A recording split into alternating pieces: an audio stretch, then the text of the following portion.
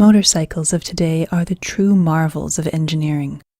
A basic model of inner parts of a typical motorcycle is shown here. In this video, we will explain the basic function of each of these parts in a motorcycle. Let's begin from how a motorcycle engine starts. All motorcycles have either a kickstarter or a self-starter or both. A kickstarter mechanism is simple yet interesting. As the kickstarter lever is descended, a helical spline forces the gear to slide and engage with a freewheeling gear on the main shaft. As the lever is descended further, the gear spins on its axis and transfers the power to the clutch hub. The clutch hub transfers the power to the crankshaft and eventually to the engine. In a self-starter system, a battery-powered motor provides initial spin to the engine. Once the engine is started, the starter motor has to be disengaged from the crankshaft to prevent damage due to excessive speed. This is achieved by using a one-way clutch. The model shown here is of a roller-type one-way clutch. It has an outer race and an inner race with small rollers. As the starter motor spins the outer race in one direction, the rollers get trapped between the surfaces and the power is transferred to the inner race and thus to the crankshaft. Once the inner race starts spinning faster than the outer race, the rollers get released, causing the inner race to spin freely.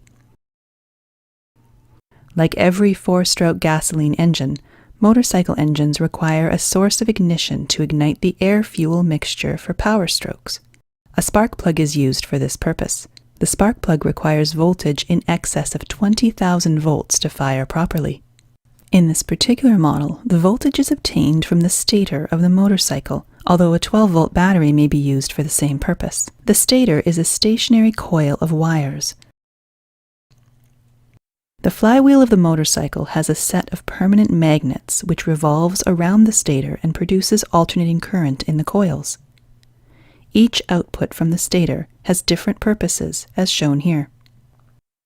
The output for the ignition purpose is received from the exciter coil. This coil has a denser winding of thinner wire than the other coils to produce higher voltage for the ignition.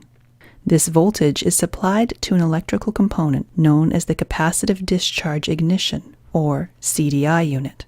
The connection for an AC CDI is shown here. The primary function of the CDI unit is to store electric charge and dump the stored charge when required. A capacitor inside the CDI unit stores the electric charge. Another component, known as a pickup coil, tells the CDI unit when to dump this charge. The pickup coil has a small magnet with a coil of wire around it.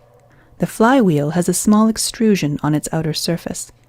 As this extrusion approaches and passes the pickup coil, a small voltage is developed in the coil.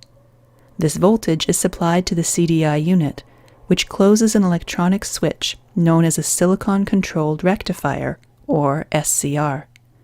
This will dump all the charge from the capacitor through the output of the CDI unit. To increase the voltage further, an ignition coil is used. The ignition coil is a step-up transformer which increases voltage up to 200 times the input voltage, which is sufficient to fire the spark plug. Several other factors contribute to the continuous operation of the engine. The intake and exhaust valves are controlled by using a timing chain, as shown here. As long as the engine is running, the crankshaft rotates and transfers power to the other components for proper operation. Single-cylinder engines generally use a counterbalance to reduce the vibration caused by unbalanced forces. The clutch helps in smooth transfer of power from the crankshaft to the transmission system. The transmission system helps in altering the speed and torque as per our requirement.